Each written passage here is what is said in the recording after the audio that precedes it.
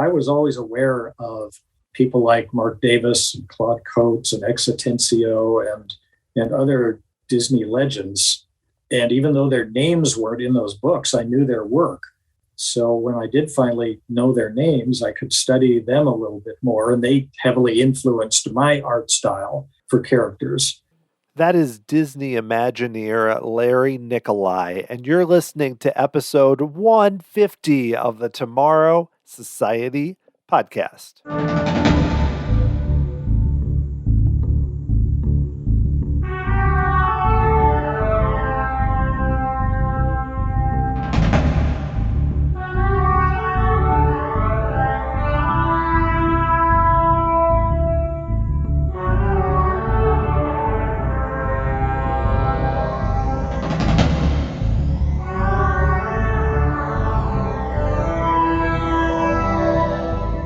Thanks for joining me here on episode 150 of the Tomorrow Society podcast. I'm your host, Dan Heaton, and it's kind of hard to believe for me that we're actually this far into the show. And I know it's been going on for a while, more than 5 years, but still the time has flown by. And I think this episode fits perfectly with what I've been trying to do, especially more recently with the podcast. My guest is Larry Nikolai.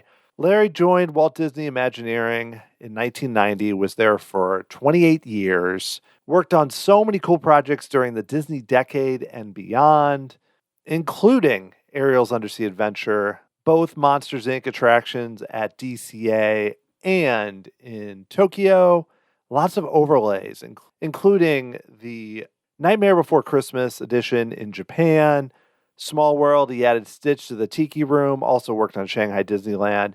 And what I found so interesting, too, about Larry, beyond all the Disney projects, was how he got started working on Monster Plantation at the time, which is now Monster Mansion, working for pizza places that did animatronic shows, which I'm very familiar with as a kid.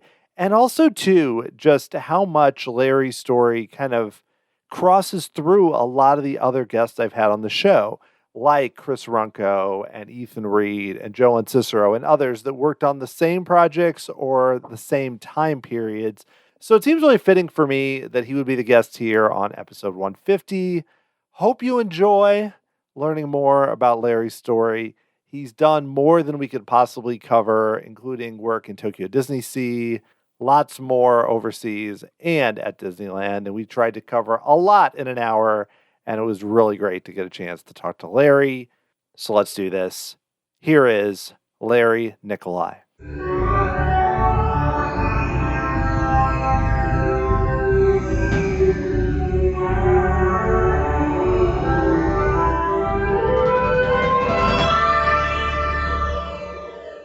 You've done a lot of great attractions you've been involved with that I've enjoyed over the years. I'm also curious more just about your story. So I'd love to know just up front, how did you get interested even just in theme parks and in Disneyland when you were growing up? Oh, well, I guess it's just because my family took us to Disneyland. You know, we moved out here from Kansas City when I was only 2 years old.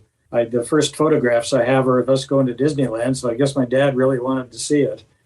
And, that was 56. And I guess we just made a yearly pilgrimage after that. And I grew up on the park. And I was just always fascinated with Disneyland in general and the theme and the attractions. So it's always stuck with me. I know that, when you were younger, you got interested in becoming an artist, but also in animatronics and everything. So how did that kind of progress where then you went to Disneyland and then you got interested in kind of doing more with that, like in your life, I guess, as a career? Well, let me start by saying, prior to 1965, the Jungle Cruise was my favorite attraction. I was always fascinated with the idea of dimensional things, going through them and all that. So I made a couple of cheap little paper mache elephants for myself in the backyard that you could hook a hose up to and they would squirt out of their trunks. But just the crudest of materials because I'm only like 9 years old when I'm doing it. But still, I had this desire to make dimensional objects. And then, of course, I became aware of the New York World's Fair and the fact that, Disney, when you watch The Wonderful World of Color, every Sunday you were aware that Disney had some shows going on at the New York World's Fair. And one of them that grabbed my attention was Great Moments of Mr. Lincoln. So here, 1965 rolls around, and oh my gosh, they're bringing it to Disneyland. So I was so excited to see this show that had been at the New York World's Fair.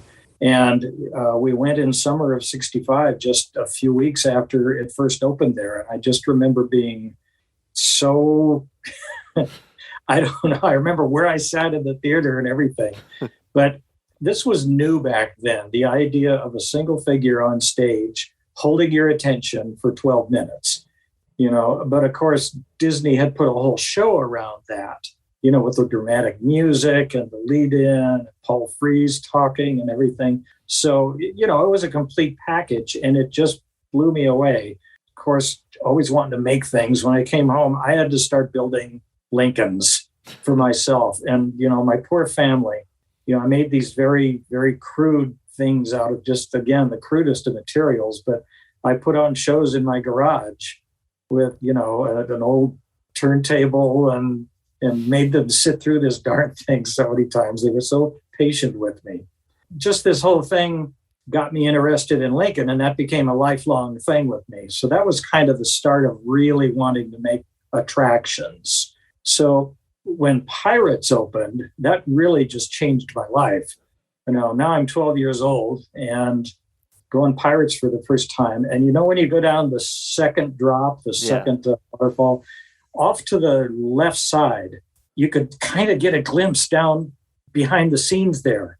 It was just fascinating to me. I wanted to see all that stuff backstage. But of course, the idea of multiple Lincolns, in this dimensional attraction that you were going through, again, blew me away. So now I'm building Pirates in my backyard. It didn't last that long, but I built a bunch of very crude figures. And once again, the family was forced to walk through at night with me carrying a tape recorder that had the Wonderful World of Color show on it, the little reel-to-reel that I had. And I would put on a pirate show. It's just always been with me up until, high school before I got interested in film. But that's kind of the backstory on me with attractions.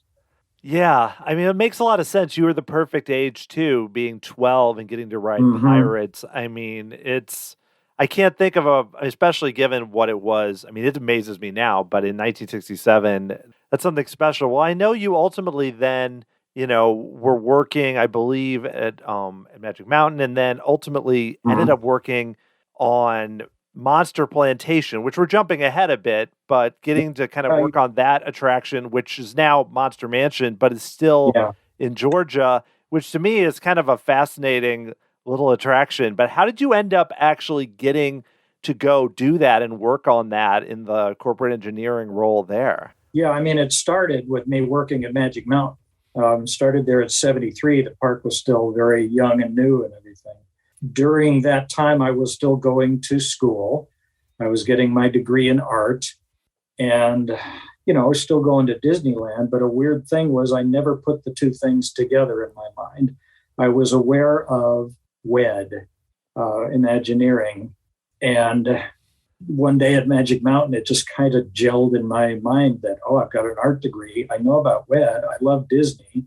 I should go try to work at WED. So in 78, I started trying to get hired at WED, which was, practically impossible because these were Epcot days. And I'm not going to say it was a limited staff there, but they were already staffed up well into Epcot. And they weren't hiring. You really had to be special to get hired by them back then. And I didn't have the kind of experience they wanted. So I stayed at Magic Mountain, but fortuitously, I met an ex-Disney person there. He used to be the vice president of MAPO. And he had left Disney, and he was working with Six Flags because he was fixing Colossus, taking the zero Gs out of it because there had been an accident on it. So he had come in as an engineer and fixed that, and then they hired him. His name was David Gingenbach, and he became my mentor and friend and almost a second father to me. But he was doing the dark ride for Atlanta, and I showed him my portfolio. I was introduced to him by another friend there at Magic Mountain, and he saw my portfolio, and he said, well, I'll tell you what, we're doing an attraction in Atlanta, a dark ride. And if it goes through, you can come on and work with us. And it was as simple as that. He saw one little sculpted maquette that I had done of a raccoon, where I was trying to add some things to Spillican Corners of Magic Mountain, just trying to, bring a little Disney to Magic Mountain. And that was enough for him to say, you can sculpt all the maquettes and work on the model with us. And still to this day, I'm not sure what made him take a chance on me, but I'm sure glad he did, because he lifted me up out of the merchandise department where I was. And that's how I got plopped down into corporate engineering, because that's his department. And certainly I'm not an engineer, but it was where I had to be in order to work with him. And things just took off from there. Monster Plantation did get approved, and I stayed with it through the entire process. We put that whole thing together in 9 months. You talk about Small World, they're always talking about 9 months. Well, Monster Plantation was 9 months also. And I went through every phase of that project and then contributed to most of the processes along the way, from the early design to the model to actually building the monsters and then installing them in Atlanta. So it was this baptism by fire that I went through.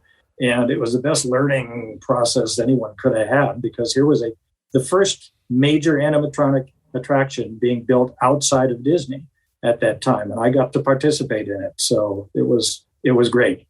Yeah, that's so fortuitous, like you said, that you were able to do that. And then how challenging was that? Because you've created everything in your backyard and everything, but learning that on the job, how, I wouldn't even say challenging, but what kind of experience was that like, getting to learn as you go on something that was so new in a way? Fortunately, I was already doing sculpture since a kid, or from an age anyway. So, that was kind of a step-by-step process. That's what I was brought in to do, something I did know what to do. And the funny thing is, they probably brought me on to do all the maquettes for the model, because it ended up being 100 plus maquettes in 3 months. But I didn't know that I couldn't do it. Let's put it like that. If you had brought in a professional sculptor who had done this stuff, there's no way they would have done 100 in 3 months. Plus, it would have cost the company an arm and a leg. And I was cheap because I was already on the project. So it was that was how I got my foot in the door anyway. When we got to production then, there were others doing the full-size sculpture, but I got to observe that. And I sort of became a de facto art director between the production design company that had designed the attraction and AVG Productions, who were building it. So that kind of built on there to where I gained experience directing and letting that happen. The other things just sort of fell into place, placing speakers, placing lights. When installation came, because I had gone through the process up to that point, I was probably one of the best people to have on the site, because I had the whole thing in my head, all of it. So, I was able to direct and work with, at that point, just translating the model that I had worked on into the full-size attraction. That makes a lot of sense, given your role going through all of it. Well, I know that after that, you ultimately worked on what I remember as a kid were very big in the 1980s, which is the restaurant animatronics shows, which, I only saw the ones here, which was like Showbiz Pizza, but I know they were all over. So how'd you get involved with that? And what was that experience like to work on something that, was fairly new to the time, but was really evolving as it went? Right, but it was a huge trend. Chuck E. Cheese was so popular that, everybody else started jumping on that bandwagon. AVG Productions had built Monster Plantation. And when I left Six Flags, because they really had nothing for me to do after Monster Plantation, I went to work full-time at AVG Productions. And they, of course, had clients coming in who wanted these pizza restaurant shows. And the first one was Circus Playhouse, which was a group back east that really didn't take off much. But the funny thing was, these people would come in saying, we want 100 shows. We're going to build 100 restaurants. They were all very ambitious. And of course, none of that ever happened.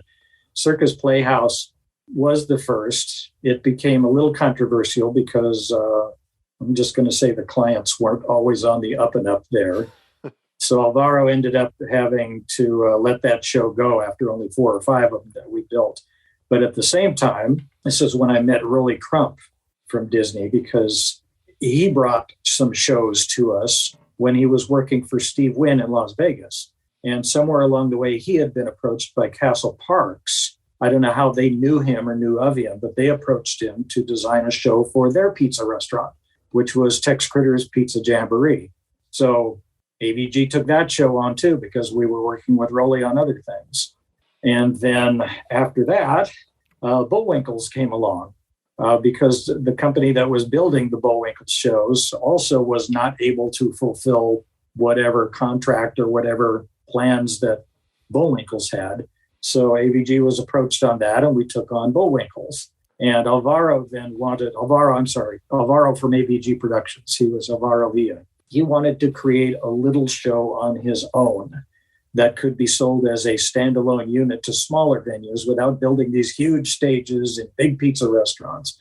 So that's when he gave us the chance to do a show that we called Bullfrog Bayou Review. A lot of people don't know about that because the only place it really landed was Six Flags in Atlanta, of all things. It was there for a number of years, and some people know about it.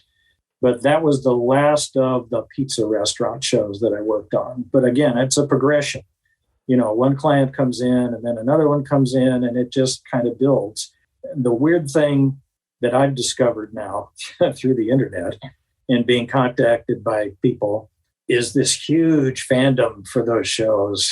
People that actually have bought the animatronic figures and are restoring them and actually want to get the shows up and running again. And Circus Playhouse and Tex Critters mostly. But there's some collection of the Bullwinkle shows as well.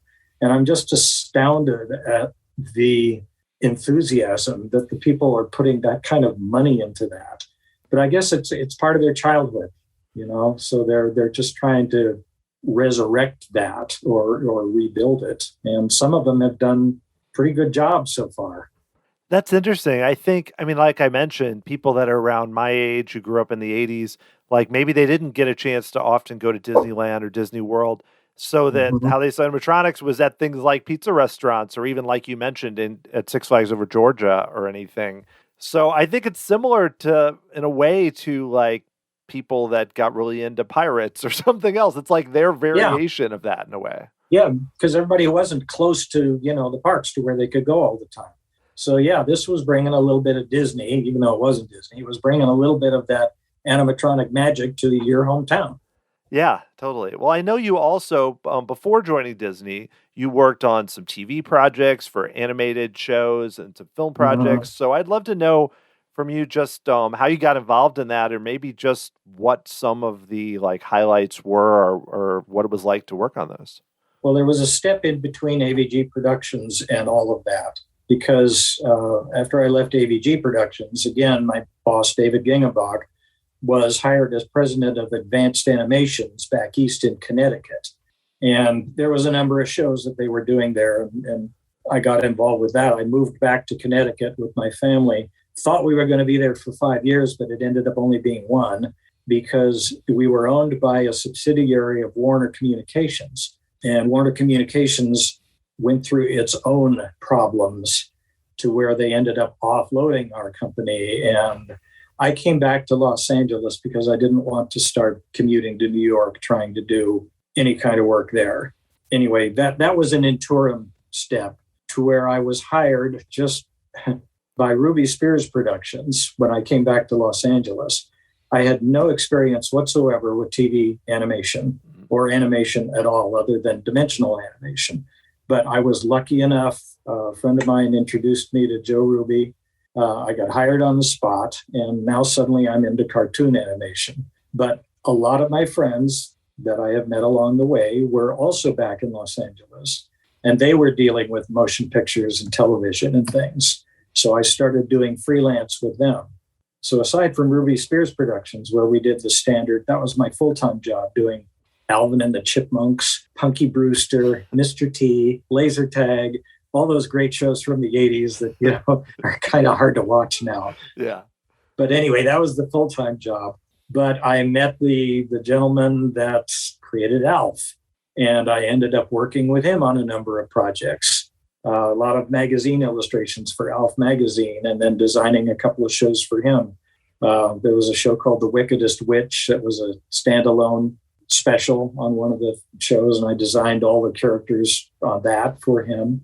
I was introduced to Doug Beswick, who was a major stop motion artist by a friend. And at the time I met Doug, they were doing Aliens for John Cameron, and they were building a miniature of the Alien Queen that ended up doing the miniature shots for the movie. So Doug asked me to do other things after that, a couple of Nightmare on Elm Street movies. I ended up working on Elvira's first movie through Doug. And again, it's this networking thing that happens. You do one thing for a person, and then you end up doing other things for that person. And then you meet somebody else through that person, and they have you do something. And it's a building thing. My friend Randy Simper was doing a lot of TV puppetry. So I designed a number of puppets and costumes for him that he did for various TV shows. I mean, that's kind of what it was. There were a lot of individual shows, motion pictures and TV. Those are all great examples, though, of I'm sure you were learning things that ultimately helped you when you went to WDI. So I'm just curious for like looking back at it, like how did that help you to just kind of grow where then you would ultimately end up joining Disney in 1990, but just as you did these, as you were heading in that direction? In 1978, when I first tried getting hired at Disney, I was not qualified. I really wasn't. It was just, a shot in the dark. The desire was there. But the great thing was, for the next 12 years, I met the right people at the right time, and I worked on the right kind of shows that gave me the knowledge and the experience for the kind of things that Disney did. So by the time I did get hired in 1990, I had a whole bunch of credits under my belt, and I had worked on, numerous animatronic shows, which is, of course, what I ended up working with at Disney, plus character design that I had learned at Ruby Spears Productions, working with ex-Disney people and great artists there. It was just all, again, a building process to where, 12 years, I was lucky enough to learn this stuff while getting paid for it, Right. By the time I did go to Disney, the Disney decade was underway. So they were hiring. And instead of me pursuing them like I did for so long back in the early 80s, they kind of pursued me when I finally brought in my portfolio with all these credits in it. And getting hired there just went really fast. Yeah, well, I mean, that's such a interesting time because, Michael Eisner joined with Frank Wells, and that was like the heyday, obviously before Frank Wells passed and things changed, but in the, like you said, the Disney decade. So when you joined, I mean, what was the atmosphere like? I mean, you're joining as someone new, and I'm sure they you ended up jumping onto a lot of projects, but what was it like kind of getting started there? It's a little intimidating when you first start there. And I was told, even by my manager when I got hired, that it took about 2 years to learn the ropes, to learn how you networked and you met enough people to where your projects kept rolling in one after the other. Because it really was project-based there. You moved from one project to the next one, and the teams always changed. So the more people you knew, the more chance you had of getting on the next team.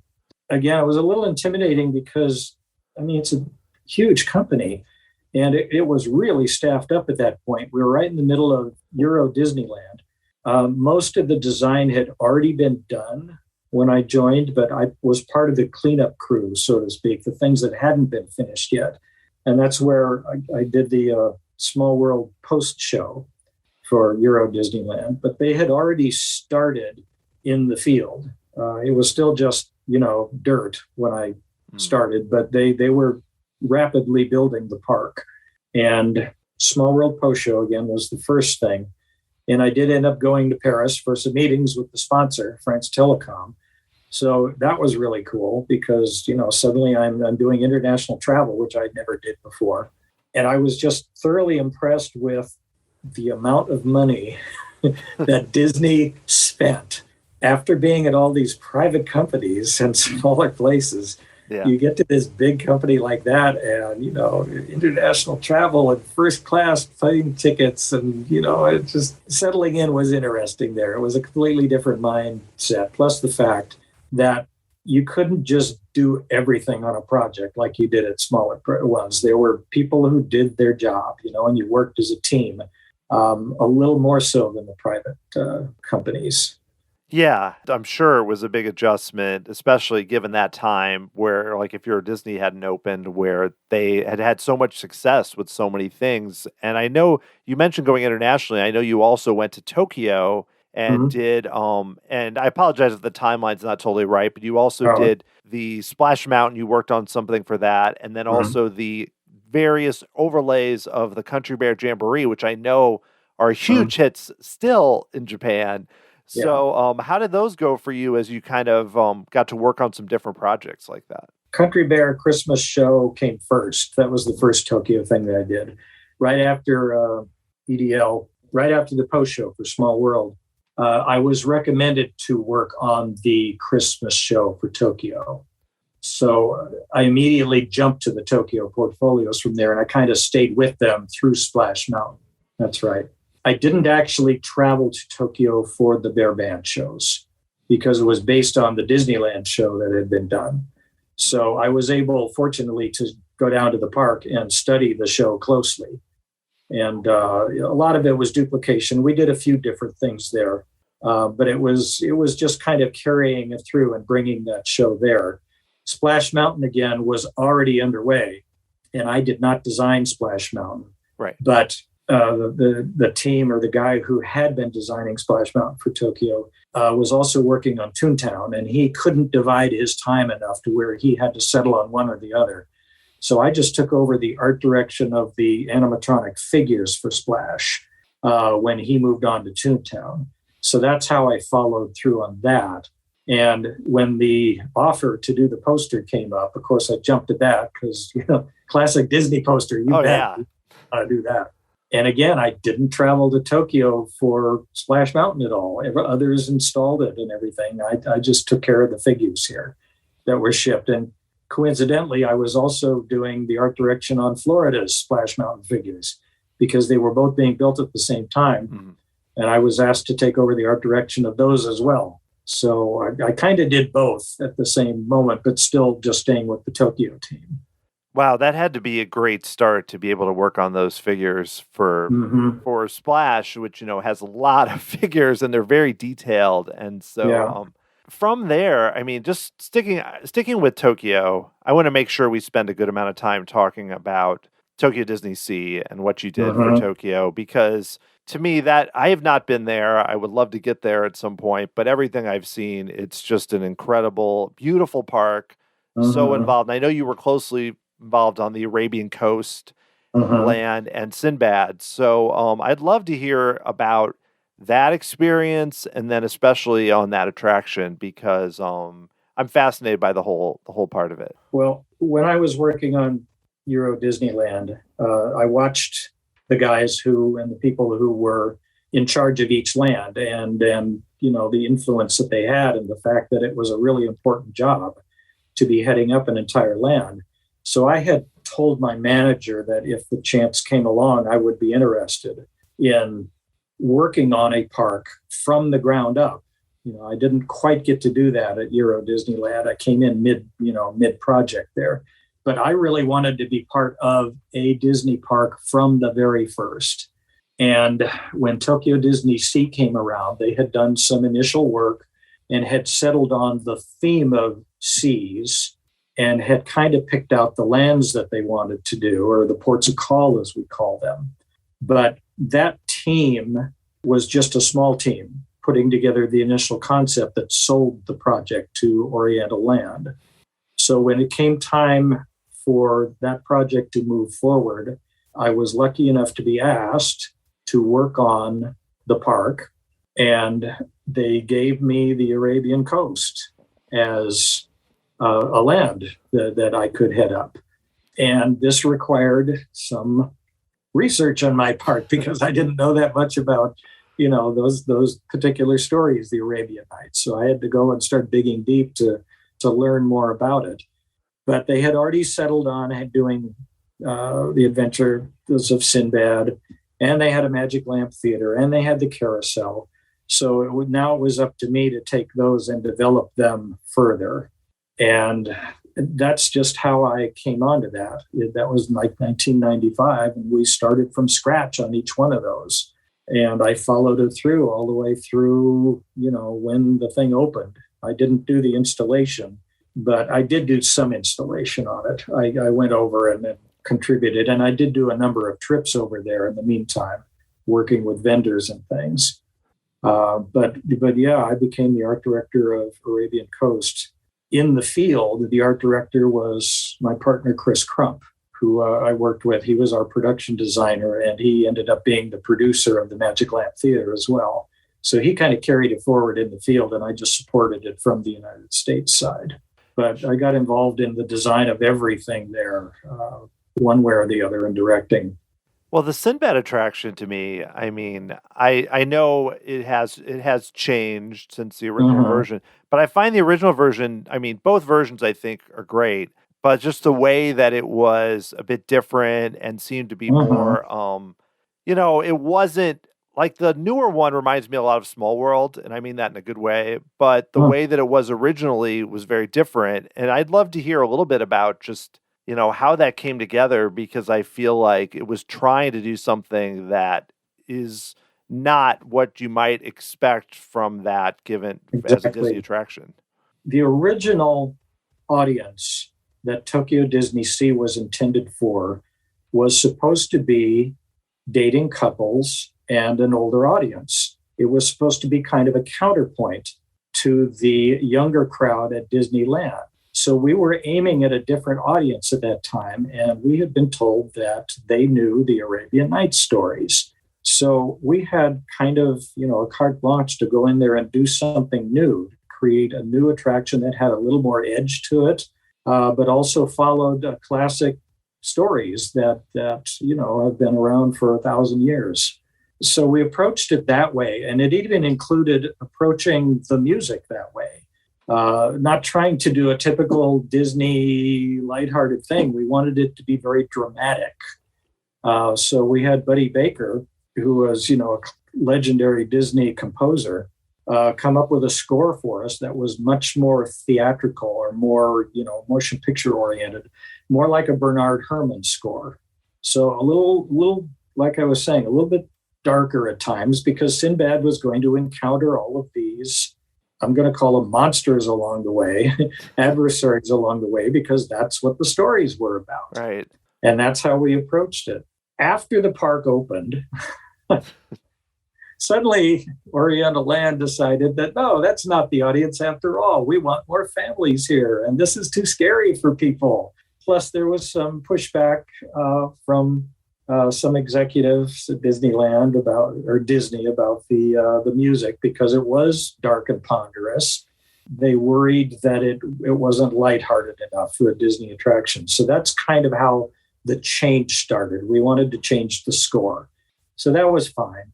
But then, because Oriental Land decided that now people didn't know the Arabian Nights stories over there, they were confused about things. So we started in on trying to enhance the scenes immediately. And I did work on some of that, just trying to bring a little more clarity to the story, to where, okay, this explains it a little more, because maybe you didn't know what was going on here. But then things got weird again, and Oriental Land decided that they wanted to get a fresh new approach on it. And I was taken off the project, and it was given to somebody else, and they brought Alan Menken in to do a theme song and a lighthearted score, which was very good, by the way. I thought that was actually a good move. But then when they started changing the monsters to all being friends to Sinbad, then it got a little away from what we were doing, because they had to physically go in and change the show. And I would say that 80 to 85% of what's there is still what we designed. But I feel a little vindicated about what we did, because we were showing the show one day to our Pixar creative partners, and we were showing them the changes that were going to happen, and turned to us and said, "What do you mean you're changing the show? That was our favorite show at Tokyo DisneySea." So I was kind of standing in the back of the room feeling a little bit vindicated that way. Okay, fine. I'm not the only one that thought it was okay. But the changes were already underway at that point. And I was not involved in it after a certain point. Well, yeah, I mean, it sounds like what you did was, I mean, really, it was just, they just changed what they wanted from it. But what you did was this really interesting, different take on kind of a Disney attraction. Right. And that was the idea. We wanted to do something different and new. And most of Tokyo DisneySea is different and new. And it was in line with that thinking when we were designing it. Yeah, well, totally. Well, speaking of just changes that you were involved with, also kind of sticking in Tokyo, a couple of these I thought were really cool. One, which is that you were able to do the work on the Haunted Mansion updates in Tokyo, and also Small World updates too, and for holidays, and then adding Stitch to the Tiki Room. A lot of those just seem, I mean, Stitch to the Tiki Room is a little more permanent than the others.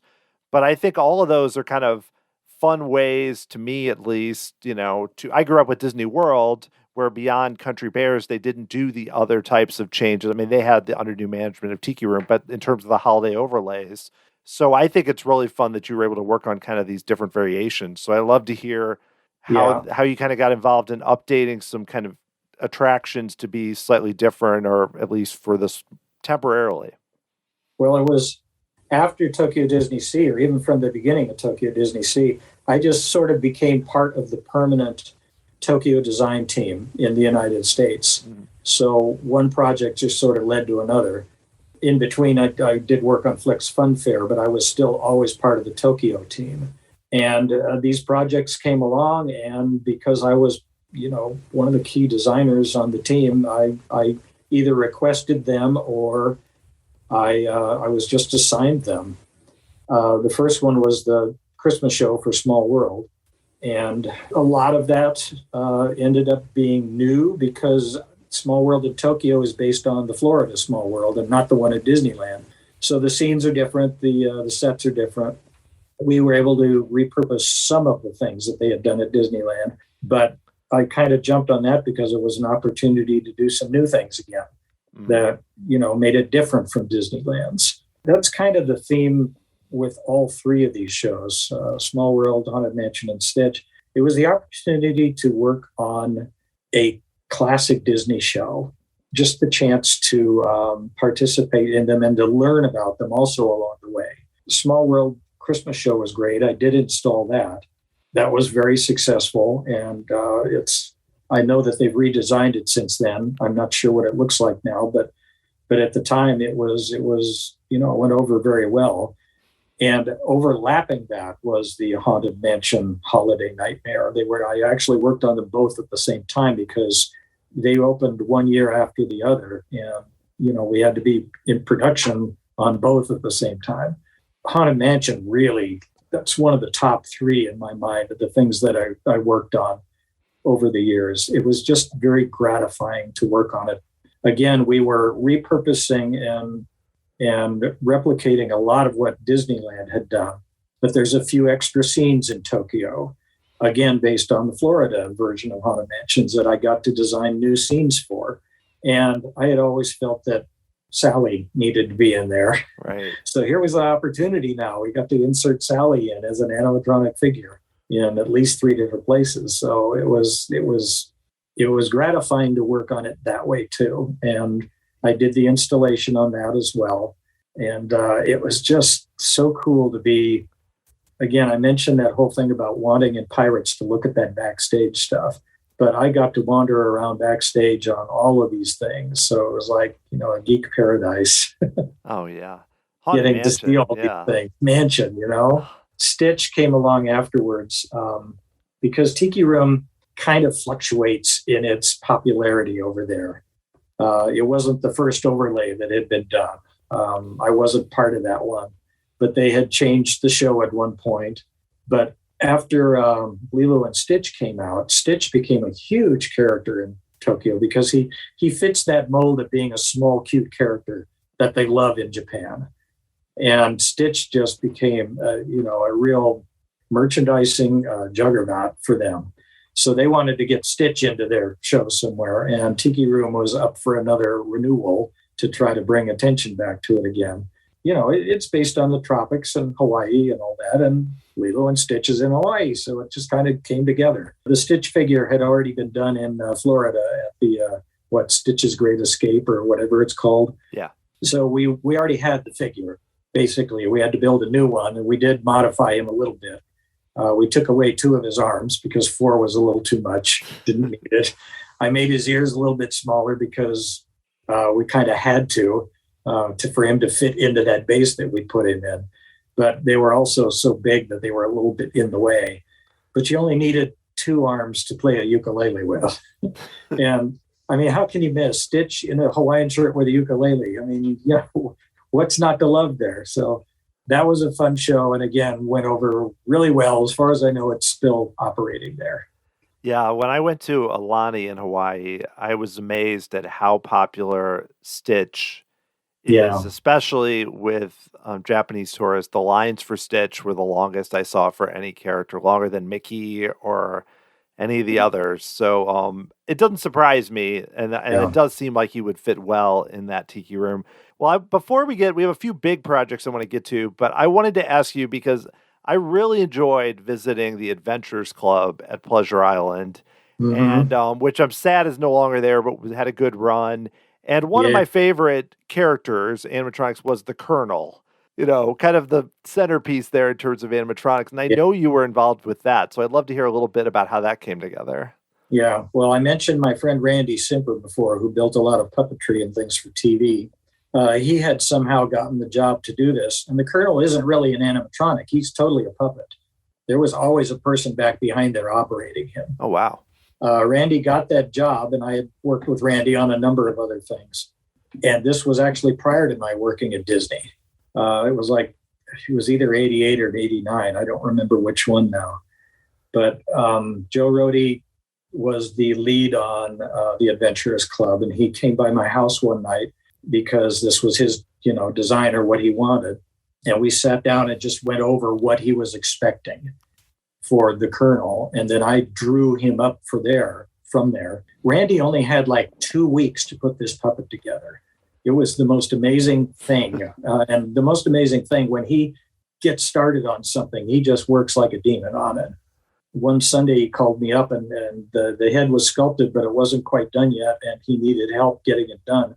So I went over there at the last minute on a Sunday morning and helped him finish sculpting the face on it.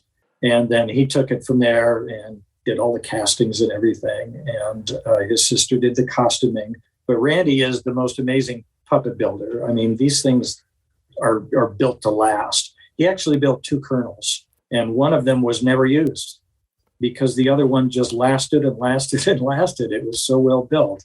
And I guess it was just backstage that whole time. It looked great. I did get to see him in place and take pictures and everything along the way. But that was my total involvement, with just doing the drawings and helping a little on the sculpture.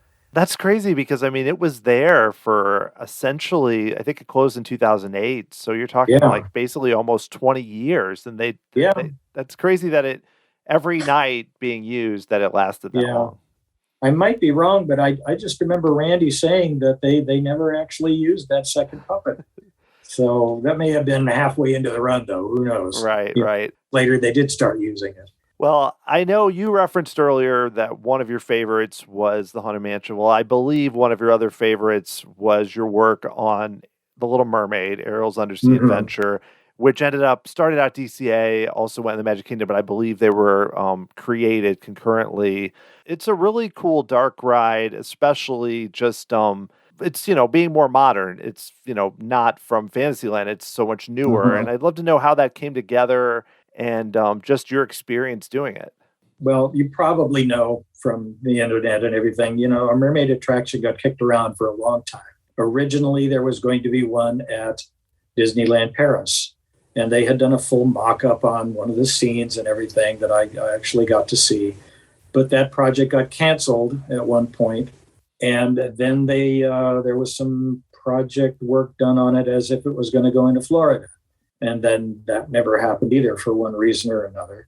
When California Adventure started running into trouble and they needed new attractions there and new things to renew the park, Mermaid was brought up as a possibility for Paradise Pier because it kind of fit in with you probably know that, a seaside attraction on a Coney Island type of park would have that kind of facade and that kind of building to it with the arch and everything. We needed a dark ride at California Adventure. Superstar Limo had shut down. It didn't do that well, and there was no dark rides there. And it seemed like a perfect fit for a seaside attraction. So others started that before me, and they knew it was going to go where the Golden Dreams Theater was. But that footprint is very small. So they had already laid out the basic track configuration before I came on, and even the basic scenes that were going to be in there. And rather than trying to go through and tell the story, over and over again, they decided to just base it on the major musical moments from the film. And that's basically what you see there. At one point, Chris Crump, again, who I worked with on many projects aside from Arabian Coast, was the production designer for that. And he saw the need for this thing to keep moving forward. It had kind of stalled at one point, and Chris is one of those guys who wants to keep things moving. And I was kind of still on the Tokyo team at the time, but feeling that my time there was kind of coming to an end, and Chris knew that. So he said, if I can get you onto the Mermaid project, would you want to do that? And I just immediately raised my hand. It was like, yes, please. I would love to work on that. That would be a great dark ride to work on. So Chris managed to work his magic and get me onto the project. And so from that point on, I was the art director and the show designer for it. And I took what had already been done, which was still good, but I did change just about every scene in one way or another. I shrunk some and I made some bigger and changed the way some were approached. So I still feel that, as the show designer, I had a huge influence there. But just like everything at Disney, it's always a team effort. So I didn't start the project, but I developed it and helped to finish it. One thing I like about that is there's just so much packed into some of this. Like the Under the Sea has so many figures, and every time you go through it, like, oh, I never even saw what was going on over there or something. A lot of figures. There's just so much. And then the Ursula figure is totally different, where it's like the centerpiece where you just focus on that. So I don't know. The technology too, I mean, I don't know how many advances happen with that, but it definitely seemed like, especially with Ursula, that at that time I hadn't seen animatronics on that level. So what were you able to do there that maybe was different? Well, there were a lot of advances we actually did on Mermaid that people are not aware of, because they're just backstage technical things about how we created the figures. A lot of this stuff was, we started doing it. She was sculpted traditionally, but then we brought her figure into the computer to work out the skin and the shells and the eye movements and all that. And doing that, we were able to get much tighter tolerances on the eye blinks to where we didn't have the huge gaps that you would sometimes get. And they were also able to work out her mouth functions to where she could lip sync the things by doing the animation in the computer first. And on Ursula, we did some stretch and squash on her, which is, a 2D animation thing. We were able to bring to that figure just by how we worked. I don't want to say worked it out, but just the way that we approached her movements. We were able to make her bounce a little more to where she had a little more bounciness while she's doing her song. So that was her major changes, other than doing the new skin technologies and things. You mentioned too that there wasn't a dark ride in DCA, and I know that you had some involvement in what ultimately replaced Superstar Limo, which is the Monsters Inc. Attraction, which again was then expanded on in Tokyo for a really cool, different kind of version. But I know you worked there, so I'd love to know a little bit too about that, because especially in California, it was interesting how it kind of it was almost like an overlay, but entirely different. We essentially gutted that attraction. The only thing that was left was the ride track and the vehicles. Honestly, it just didn't work out. Yeah. It was a very unusual attraction. And we had gone through a couple of iterations of trying to come up with concepts of getting Disney characters into it. at one point, and I actually went through an overlay where we were putting Disney characters into it, but it just didn't work out. I'm not quite sure who decided to do the monsters there, but others did the design on it, and I basically did the characters because of my experience with animatronic characters now and getting, the right pose for the right character. They all had limited animation. I followed through on the sculpture on those, but I didn't follow through yes, I did do the production of it. I'm trying to remember because, the two of them get confused in my mind because it was all monsters all the time for several years. But I did not install that attraction. I just did the monster designs and worked out the animation for the characters. But then the Tokyo version was much more involved and very little reuse of the characters there because the scenes were so different, but much more involved and a lot more characters.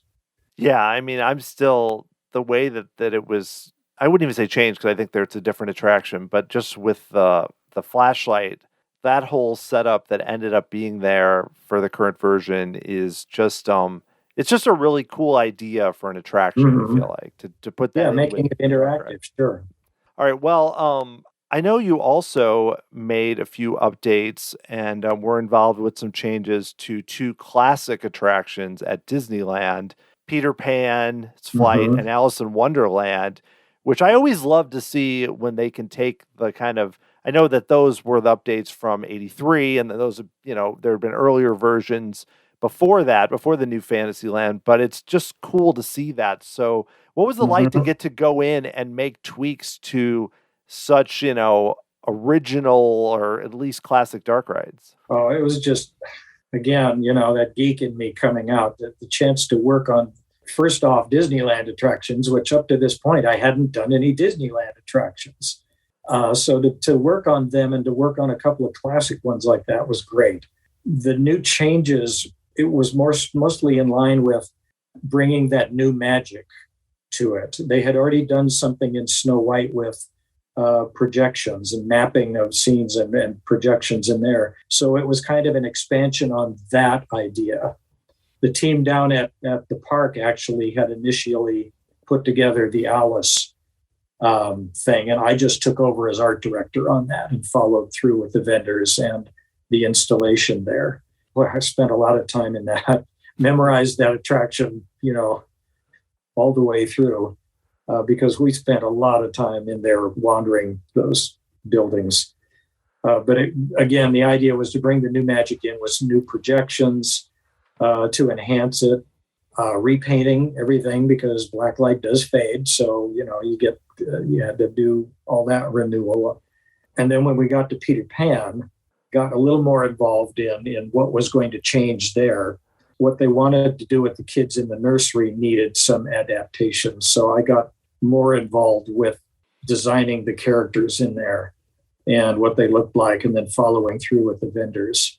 And I think Neverland, it was a lot of repaint and a lot of rehab on an existing attraction. But Peter Pan was even more so because just walking through these spaces that you knew that Walt Disney had walked through, and a lot of the original layout is still there. The track did change and get enhanced in the 1983 version, but up to that point, a lot of it was still the same. It was just very satisfying to work on those and to know you had contributed to something as historic as those two and bringing something new to them. Yeah, I feel like when you're able to do that, and especially like with those where it's like respectful to how it was, but enhances it, and they still feel classic, even though they have these new effects. You don't immediately go, that's the old effect, that's the new effect. It all just kind of rolls together in a really cool way. The new effects that we especially brought into Pan was the way we treated London when you flew over it. We had more animation going on in the river. And then when you got to Neverland Isle, we had animation in the lagoon that the ship was floating in. And just a little thing, I don't know if people noticed, but we have the crocodile actually circling the ship. if you happen to catch it at the right moment as you fly over, I know it's fast, but as you go over, you might just see the crocodile swimming around the ship looking for Captain Hook.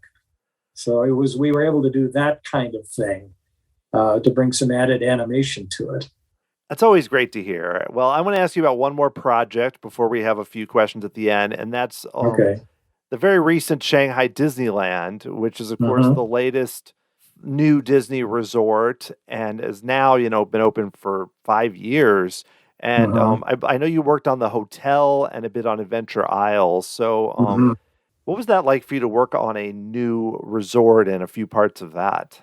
Well, I worked more on the hotel in the end than I did on Adventure Isle. I was brought in, I'm going to say halfway again on Adventure Isle, to where we already knew what the attractions were, and the river ride was already in model form. So all I did on that was help to solidify the story that was going on a little more, because it wasn't exactly clear at the time. But it was all well underway.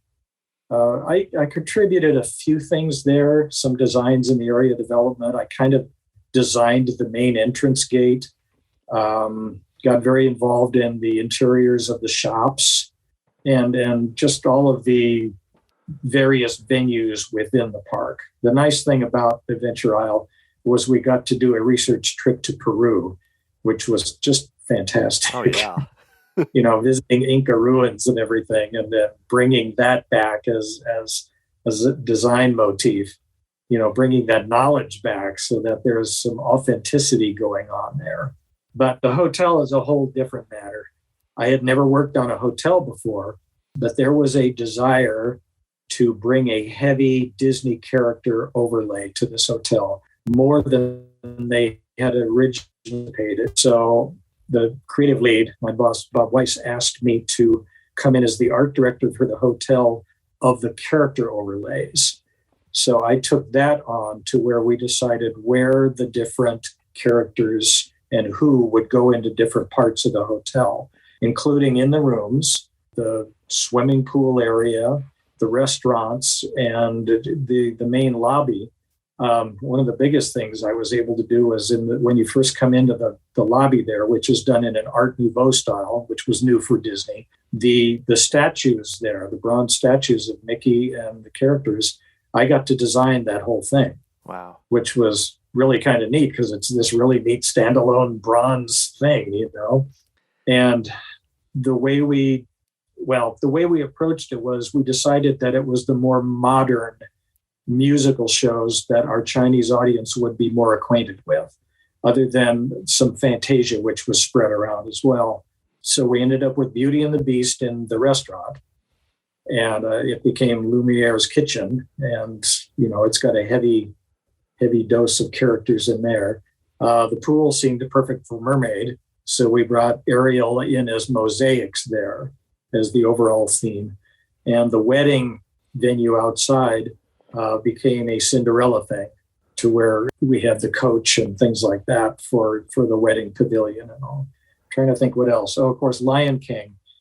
We had a water play area outside also for the kids, and we made that into the Hakuna Matata Oasis. So the Lion King characters are in there, along with a hedge maze to where you encountered the different figures. The kind of neat thing was that there really hadn't been a heavy overlay of characters like this before, and having an art director for just the characters was something new, and I got to do it, which was fun. That sounds like a blast to do, especially just to get to, like you said, you got to create things artistically and really do something different rather than a lot of the other work you've done. And that raises a question for me too, because I know that you've done quite a few paintings of characters and created that artwork for Disney galleries and everything. We haven't really mentioned that. That's something I wanted to spotlight because it seems like something really cool that you've gotten to do. That was something kind of grew out of the original concept of the Disney galleries. The one that used to be above Pirates, where the Dream Suite is now.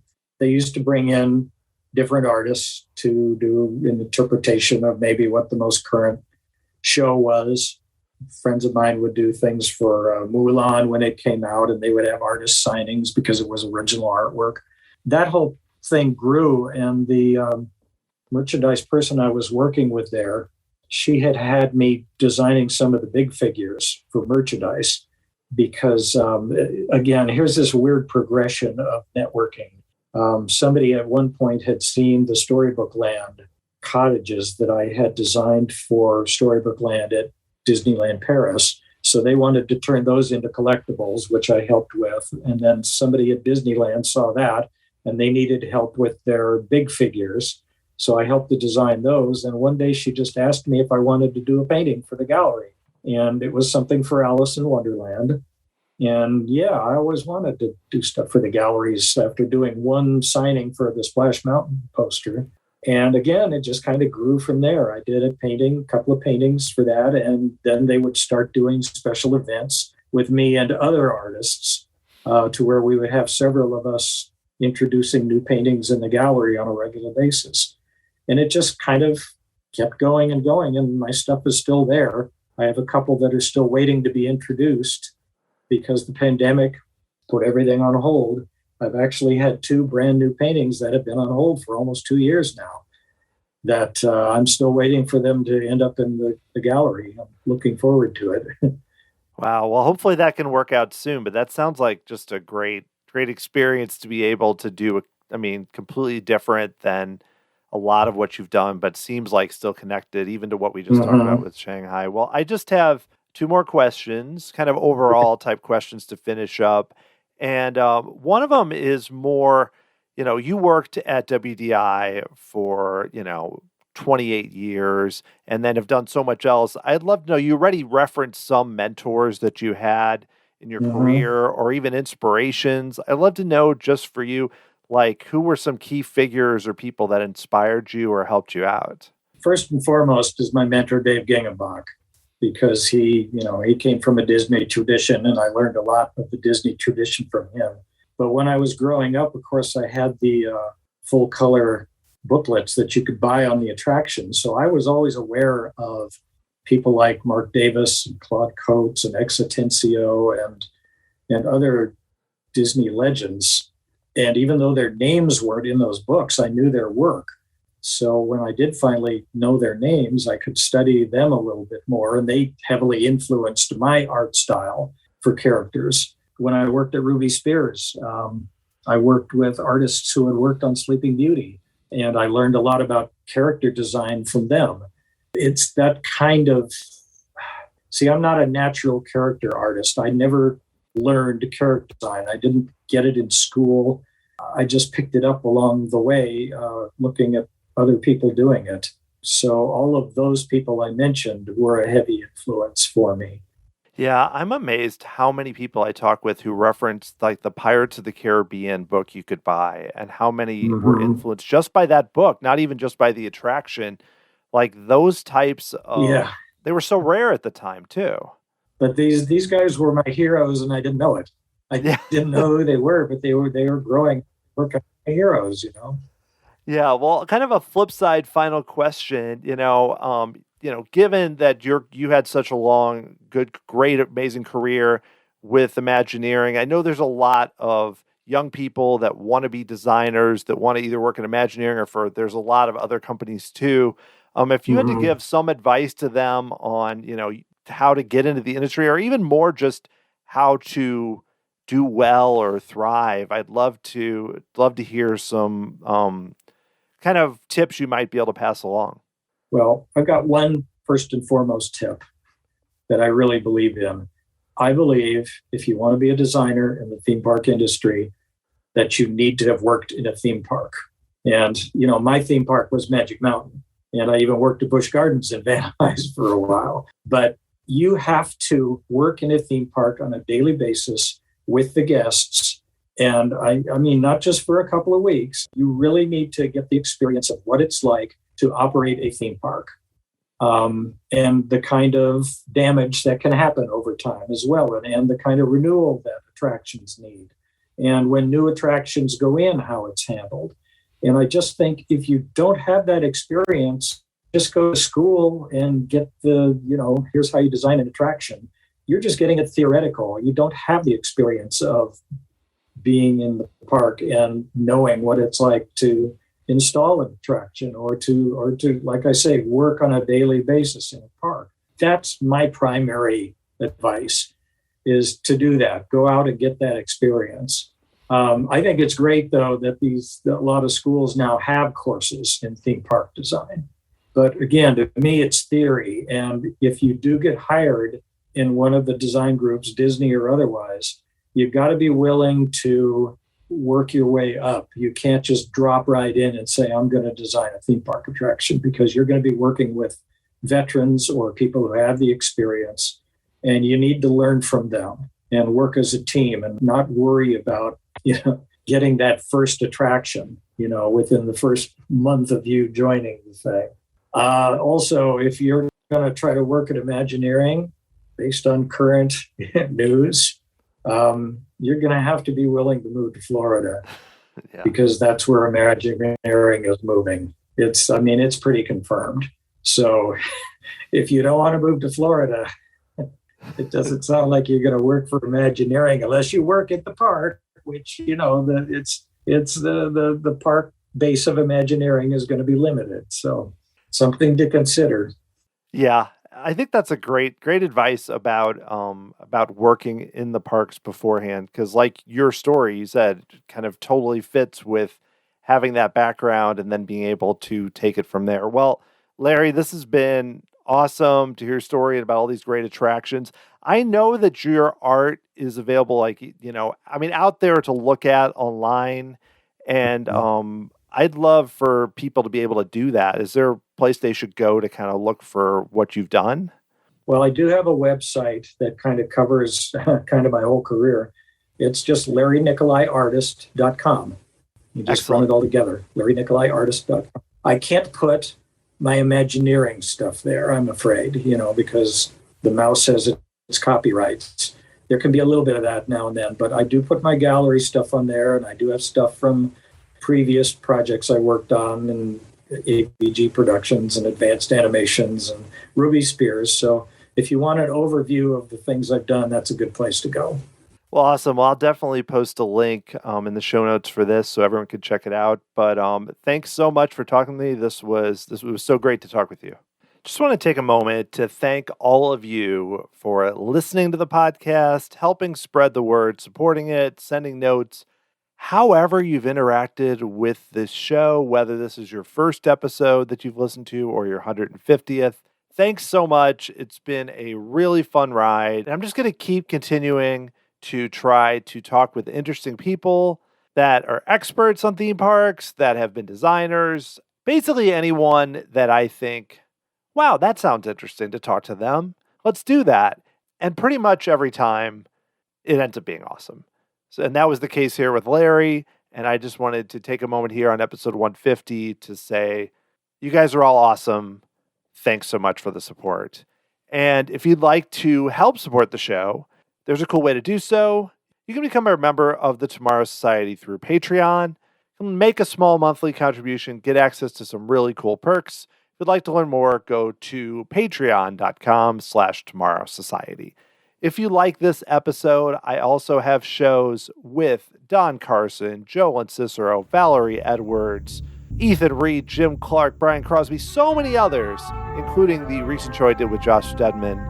Lots of theme park designers just like Larry. If you'd like to catch up with all those shows, go to tomorrowsociety.com/podcasts with an S at the end.